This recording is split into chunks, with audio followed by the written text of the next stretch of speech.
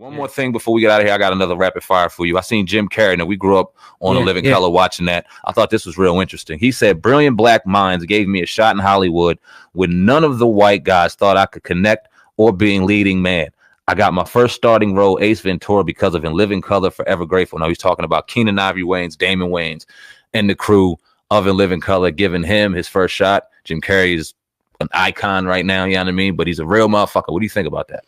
To be honest, I don't think too much. I think it's that, him giving honor what honors due, because in the same breath, I'm sure you could probably find a black dude who say, look, I had this Jewish or this white executive, that gave me an opportunity. I think it's dope, though. I got to say it. I think it's admirable that he put that out there, because it's indeed the truth. And a lot of people, the Wayans, man, what they got going over there, I think that they get a lot of criticism, but, really, I can't even find a word to say, but it's real powerful what they done over there, in Hollywood and independently as well. Yeah, I would have loved to see them with a Tyler Perry type building. They deserve something like that. Say dressed like Tyler Perry. With the white chicks and shit. But I would love to have Marlon and Sean, because they some real motherfuckers, and they would not be afraid to tackle those kind of questions. They would answer them honestly and genuinely, and that would be real dope. But salute to the Wayans brothers, salute Damon, salute Keenen, and salute Jim Carrey for showing homage, man. That was real dope. We're gonna put them on the list, man. Once we make our transition, we're gonna put them on the list to get them in the studio, as well as a lot of people, and try to talk to them dudes, man, because that's needed. 2020 is gonna be a hell of a year, man. We got some things in line, in store for y'all, man. It's two brains over here working, two minds, just hungry, and gonna give y'all the content. We hear y'all. We hear the criticism. We hear the great things. We take all of it in stride. And if you're a listener, if you're an avid supporter, we hear y'all and we appreciate y'all. Changes will be made. It's going to be a fun transition. Appreciate each and every one of y'all, man. That's what I'm saying, man. Yeah. And that's all we got today, man. Approaching the 40-minute mark of the podcast, episode 273 of the Hip Hop Uncensored podcast. We'll be back on Thursday for episode 274. We got just a couple things that we asked that the people, the loyal listeners, and that's to go ahead and hit the 5-star rating for us if you care.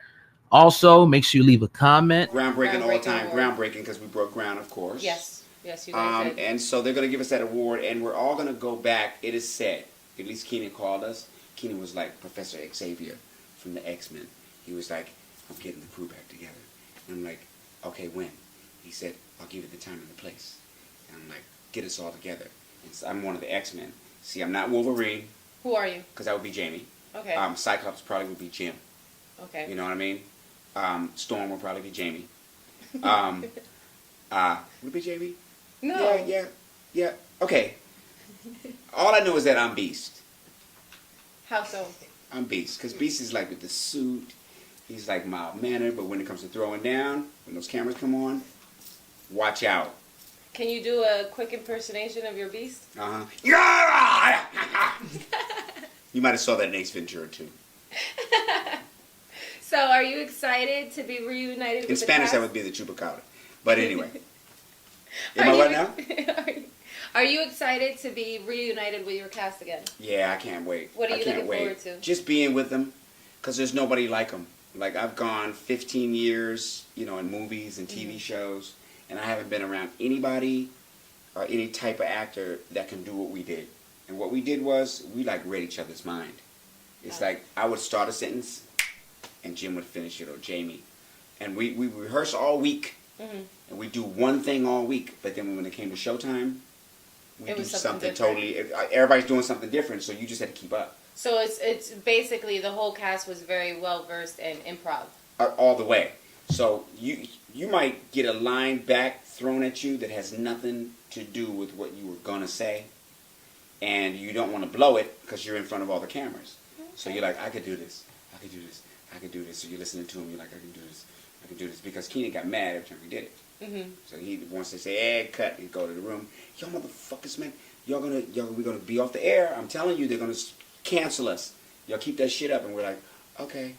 And then action, and we do it again. And then that's why the show was so fly the way it was, because we did not care.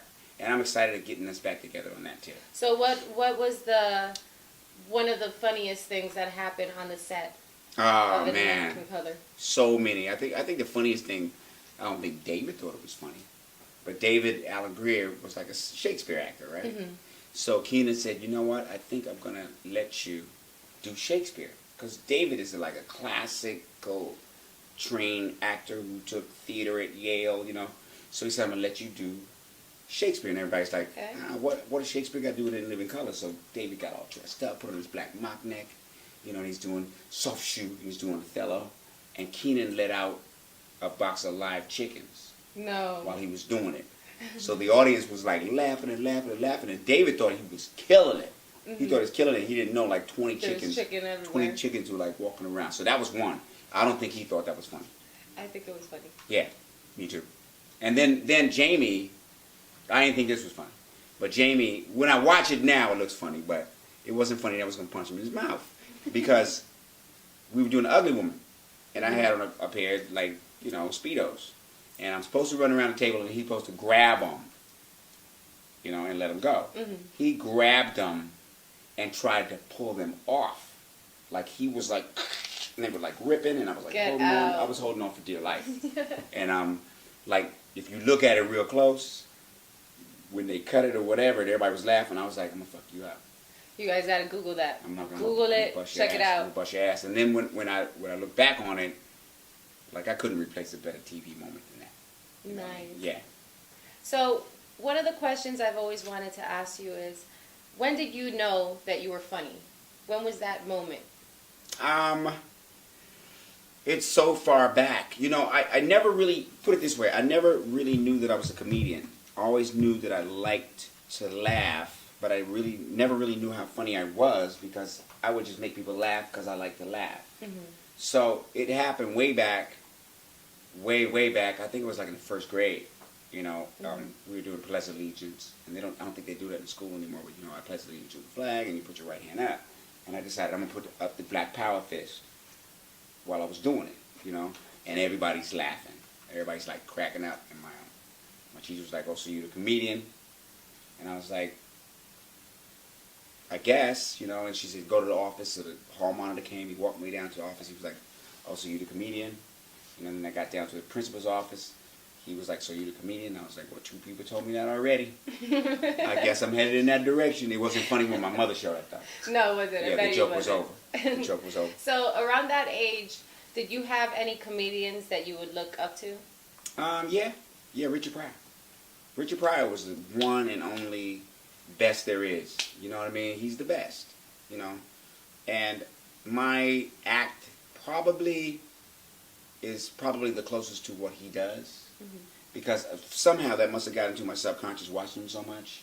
Because his comedy comes live. And that's the difference with my stand-up and others. Is that I'm more like a stand-up performer. Like people will say, "Tell me a joke." I'm like, I can't possibly tell you a joke. I live my jokes. Like, and I don't know what I'm going to do. When I get on stage, I don't plan it. It just kind of like happens. So for younger guys that are trying to get into the comedy field, what would be the advice you would give them? Quit, because I'm the best. There you have it. Who are the top 5 comedians? No. Who are the top 5 comedians? Yes. Tommy Davidson. You know what? I don't know. I really don't know. I know the hottest comedian right now, I think, is Kevin Hart. You know, I think Chris Rock is real good. You know, Bernie Mac, God bless him. Showing homage, man. That was real. Yeah, dope. we're gonna put them on the list, man. Once we make our transition, we're gonna put them on the list to get them in the studio, as well as a lot of people, and try to talk to them dudes, man, because that's needed. 2020 is gonna be a hell of a year, man. We got some things in line in store for y'all, man. It's 2 brains over here working, 2 minds, just hungry and gonna give y'all the content. We hear y'all. We hear the criticism. We hear the great things. We take all of it in stride. And if you're a listener, if you're an avid supporter, we hear y'all. And we appreciate y'all. Changes will be made. It's going to be a fun transition. Appreciate each and every one of y'all, man. That's what I'm saying, man. Yeah. And that's all we got today, man. Approaching the 40-minute mark of the podcast, episode 273 of the Hip Hop Uncensored podcast. We'll be back on Thursday for episode 274. We got just a couple things that we asked of the people, the loyal listeners, and that's to go ahead and hit the 5-star rating for us if you care. Also, make sure you leave a comment if you get a time and leave and subscribe so you can get the new episode. We're gonna drop 4 per week, so we're gonna keep you loaded up every week on the top hip hop news. That's your brother SamAnt over there, the general CEO of Viral Hip Hop News. I'm God. Over and out. Peace.